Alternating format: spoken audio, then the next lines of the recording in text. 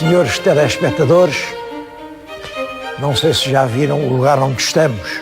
É a famosa Domus Municipalis de Bragança. É claro que esta palavra Domus Municipalis é assim um capricho de eruditos. É realmente uma casa, por baixo é uma cisterna e aqui à volta, nestes bancos, reuniam-se os vereadores, isso é verdade. E era aqui que eles decidiam os problemas coletivos. E vou começar por lhes falar num e-mail que recebi há poucos dias, um e-mail curioso, é de um jovem telespectador que tem 9 anos. Ele diz que tem 9 anos. Eu vou-lhes ler o que ele diz porque julgo que há aqui gato. Aqui há gato. Vamos lá ver o que ele diz. Sr. professor, chamo-me Nuno, tenho 9 anos e sou aluno do 4º ano. Nesta altura do ano, estamos a aprender a história de Portugal no tempo da monarquia, assunto de que muito gosto. Acontece que numa ficha de avaliação, a senhora professora perguntava, a propósito da Batalha de Aljubarrota, quem se destacou na referida batalha. Eu respondi, sem sombra de dúvida, que tinha sido Nuno Álvares Pereira. No entanto, fiquei surpreendido por a professora ter considerado a minha resposta errada e aceitar como resposta correta o nome do mestre Davis. Tentei argumentar, baseado em consulta de livros de história e enciclopédia, mas nada moveu a posição da professora. Sei que é um assunto de menor importância e talvez não o devesse incomodar, mas sinceramente desagrada-me ficar nesta dúvida. E lembrei-me de que o senhor professor seria a pessoa mais indicada para esclarecer o assunto.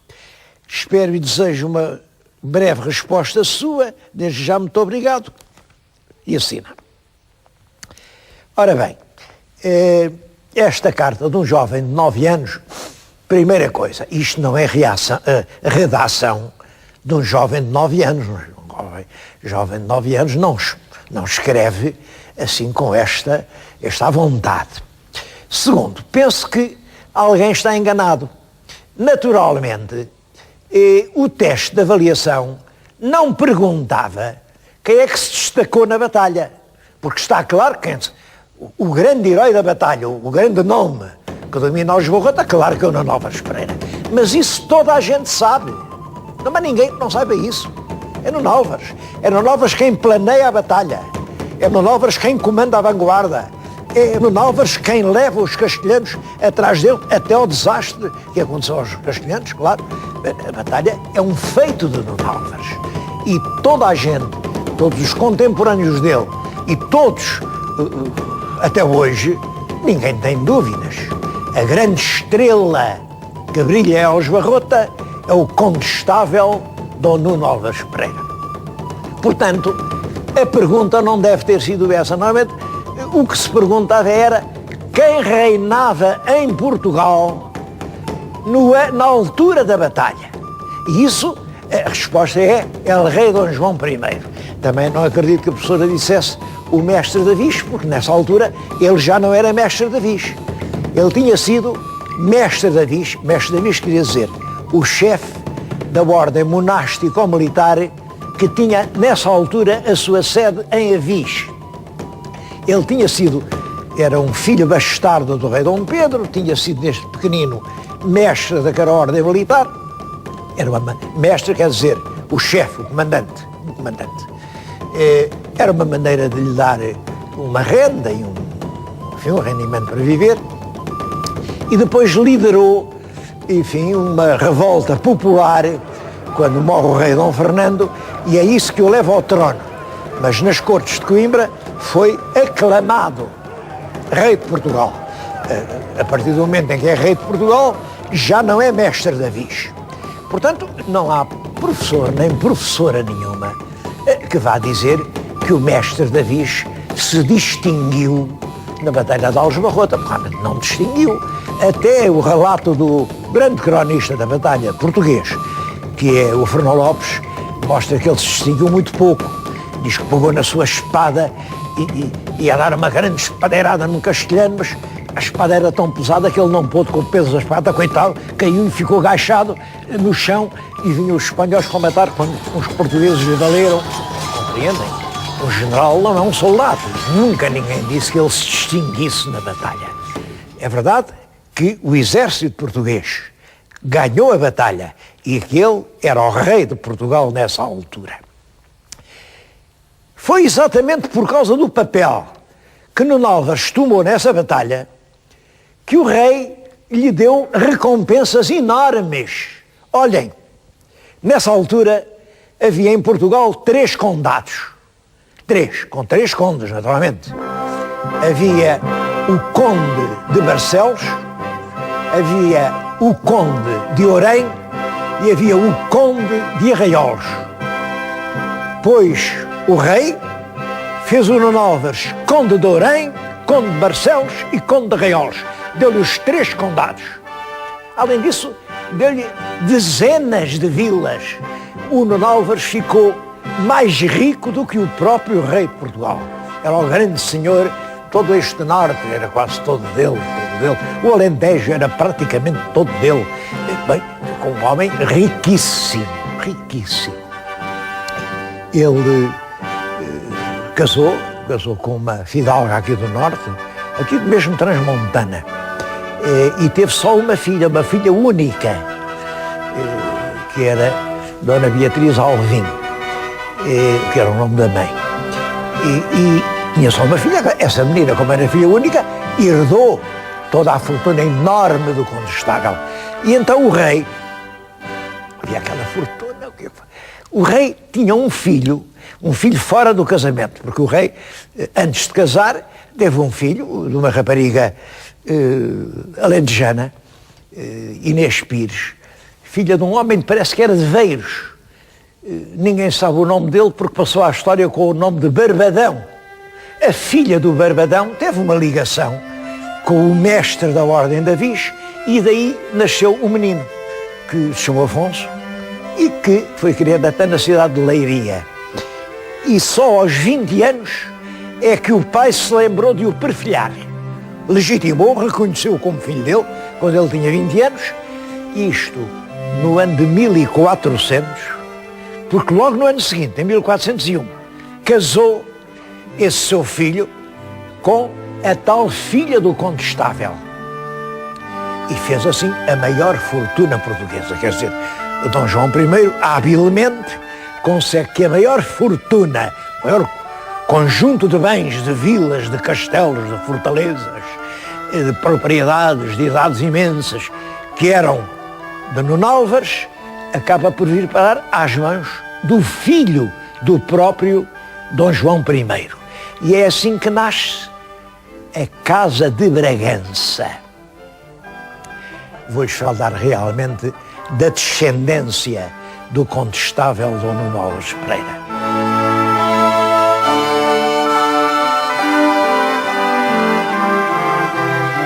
Quando esse filho do Dom João I, esse Dom Afonso, casou com a filha do Nuno Álvares, o Nuno Álvares deu ao genro um dos 3 condados. Fez-o Conde de Barcelos. Ainda hoje em Barcelos está o palácio que esse Conde Dom Afonso mandou fazer. Lá está um bocado do palácio, aquilo estavam a deitar abaixo, quando de Lisboa veio a ordem, parem lá com isso, felizmente. E ainda se vê o que teria sido um grande palácio. O palácio desse Conde de Barcelos, genro do Nuno Álvares. Do casamento do Dom Afonso com a filha do Nuno Álvares, nascem, naturalmente, filhos, vários filhos. O mais velho é o Dom Afonso, já é nosso conhecido. A gente tem-o encontrado em Orém, no seu leito de morte, é aquela figura que lá está, sozinho, que ele não casou, e morreu antes do pai. Por isso, quem vem a suceder ao pai não é esse filho mais velho do Afonso, é o segundo, é o Dom Fernando. Estou-lhes a falar precisamente aqui, diante da estátua do Dom Fernando. Dom Fernando, neto do condestável Dom Nuno Álvares Pereira. Quando o Nuno Álvares já estava velho, os outros dois condados que ele tinha, deu o Dourém ao neto Dom Afonso. Por isso é que ele está na cripta Dourém. E deu Arraiolos ao neto Dom Fernando. Portanto, este Dom Fernando, ele gostava de arraiolos, aquelas planícies do Alentejo, magníficas caçadas, e ele, conde de Arraiolos, viveu algum tempo no castelo de Arraiolos e depois foi feito marquês de Vila Viçosa. Vivia, portanto, no velho castelo de Vila Viçosa. Ainda hoje o castelo de Vila Viçosa é um monumento imponente, é o antepassado do Palácio de Vila Viçosa. Devo dizer que quando este Dom Fernando sucedeu ao pai, já não é no título de Conde de Barcelos. Também é Conde de Barcelos, mas já é no título de Duque de Bragança. Porque o Dom João I, quando ele casou com a Dona Filipa de Lencastre, teve os vários filhos.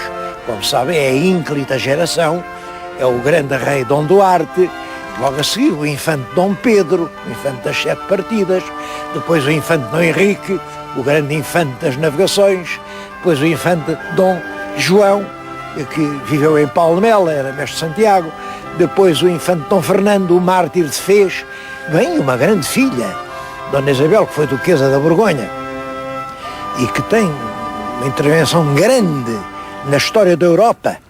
Essa é a ínclita geração. E ele fez os filhos todos duques, menos o que era fora do casamento. O tal, que era mais velho, era primogênito, nasceu antes dos outros, mas era filho da Inês Pires e neto do Barbadão. Portanto, o pai não o fez duque. O que, de certo modo, era injusto. Era tão filho como os outros eram duques e ele era só conde. Ora bem, depois de morrer o rei Dom Duarte, sucede na regência o infante Dom Pedro. O infante Dom Pedro, em 1442, tem uma atitude bonita. Faz o irmão Dom Afonso, também duque. Mas duque de quê? Duque de quê? Bom, olhem, deu-lhe toda esta terra de Bragança, tudo isto aqui à volta, isto já tinha um castelo, um belíssimo castelo, do Templo de Dom Dinis, e fê-lo Duque de Bragança. Portanto, os outros, os filhos legítimos, eram todos duques de cidades.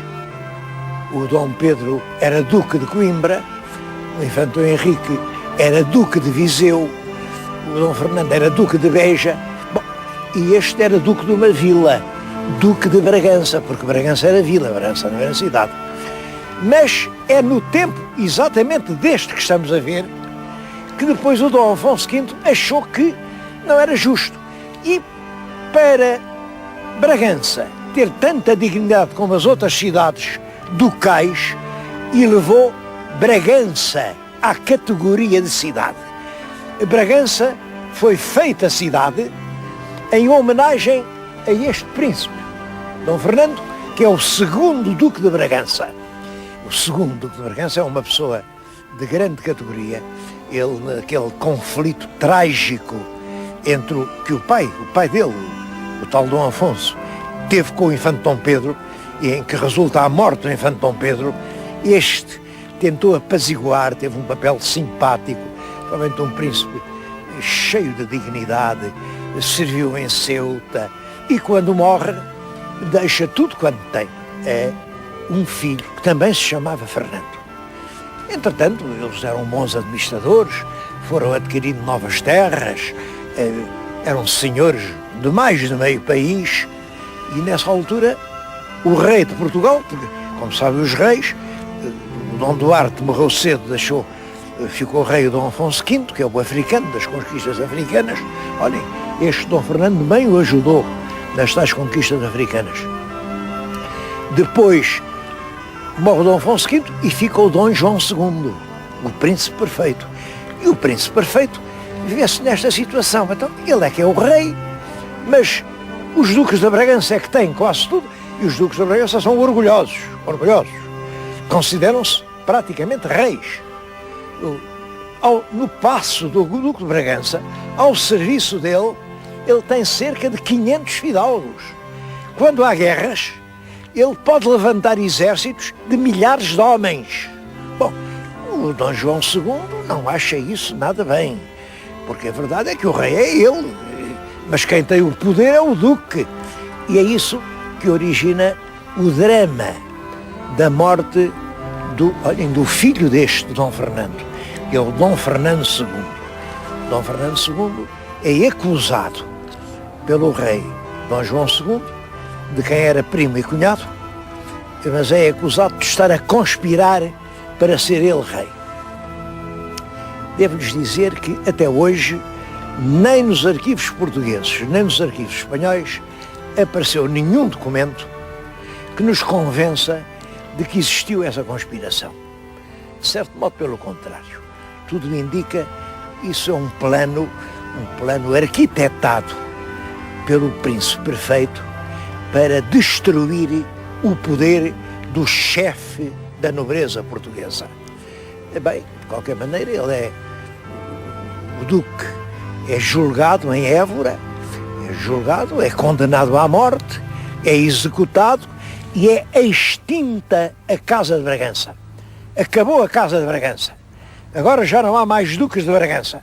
Todos os bens, isto deu-se aos inimigos, aos fidalgos que serviam o Dom João II. E uma grande parte fica mesmo para a coroa de Portugal. Isto acontece em 1483.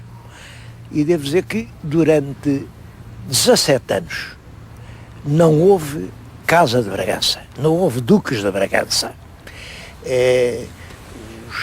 A duquesa viúva teve que fugir de Portugal, levou um filho pequenino de 4 anos, Dom Jaime, coitadito, levou-o para a Espanha, foram por lá muito bem tratados, e só quando morre o Dom João II, e morre em condições misteriosas. Naquela altura toda a gente disse que o mataram, ele tinha muitos inimigos. Sucede-lhe o Dom Manuel, o rei Dom Manuel, que faz parte da alta nobreza. O rei Dom Manuel, que estava ligadíssimo aos antigos duques de Bragança. E o rei Dom Manuel, no ano de 1500, reconstitui a Casa de Bragança. Volta a haver Duque, e quem é Duque? Olhem, é o tal menino que aos 4 anos tinha fugido ao colo da mãe para Castela, o Dom Jaime. Este Duque Dom Jaime, coitado, andou fugido, andou uma existência de terror, e ele vinha perturbado. Este Duque Dom Jaime, que aliás é um homem inteligente, eu conheço várias cartas dele, que revelam que era um homem inteligente. Era um homem inteligente, mas era um homem desequilibrado. E isso origina uma tragédia horrorosa, passada em Vila Viçosa. Ele um dia teve uma suspeita, parece que uma suspeita sem razão nenhuma, mas suspeitou da fidelidade da mulher e a apunhalada, acabou-lhe com a vida. E também mandou matar um rapazito, um alcoforado, que era um garoto, diz que ainda não tinha idade para ter espada, portanto era um garoto de 14 ou 15 anos, que ele dizia que andava metido lá com a duquesa, ou que tudo isso foi uma fantasia que passou pela cabeça do Dom Jaime. Mas matou os dois. Portanto, matou os dois, era um homicida. Bom, o rei era o Dom Manuel, o rei mandou os juízes, a Vila Viçosa, fazer uma devassa, saber o que se tinha passado. E vejam lá, os juízes andaram por lá e disseram que não se passou nada, nada se provou. Realmente a senhora duquesa foi enterrada, o rapazinho também não sei, parece que o queimaram, mas não se provou nada, não se sabe quem foi. Bom, isto é uma tragédia que se passa, creio que em 1512 ou 13. No ano seguinte, o Duque Dom Jaime organiza uma expedição militar muito brilhante, com 7.000 homens, vai conquistar uma praça no norte da África, pronto, e acabou a história, não se falou mais na duquesa, e o Duque voltou a casar, arranjou-se. E esse quarto duque, o Dom Jaime, já não quis viver lá no castelo, no Palácio Velho, porque diz que lhe aparecia lá o fantasma do pai, o Duque de Golado. E então mandou fazer um outro palácio, que lá está ainda hoje, fica à direita do grande Paço de Vila Viçosa. E aí viveu. Bom, mas o filho, quinto duque, que se chamava Teodósio, também não quis viver no palácio que o pai construiu. Porquê? Se o Jaime via no Palácio Velho o fantasma do pai, agora o Teodósio via no Palácio Novo o fantasma da mãe, a mãe amaldegolada, e mandou fazer aquele enorme palácio, que hoje é o Palácio Ducal de Vila Viçosa. Bom, e foi aí que depois viveram todos os outros duques. Os duques importantes para nós é o filho de Dom Jaime, que é o Dom Teodósio, o construtor do palácio, Dom Teodósio. Depois há um que é João. João é aquele que, enfim, a mulher quis ser rainha de Portugal, é o de 1580. Depois do João há outro Teodósio e depois há outro João. Portanto, os 4 últimos duques 2 Teodósios e 2 de nome Dom João. Com esses Teodósios é uma história curiosa que eu queria contar. Há um soneto de Camões dedicado a um deles, ao Dom Teodósio. É um soneto que começa: os reinos e os impérios poderosos. Devo dizer que não é um soneto bonito. É assim áspero, aquilo tudo tem bicos, não é daqueles sonetos lindos que a gente aprende e decora, não. E então os historiadores disseram: bom, isto foi feito pelo Camões quando era muito novinho, ainda fazia assim uns sonetos um bocadito. Portanto, foi feito ao primeiro Dom Teodósio. Não foi.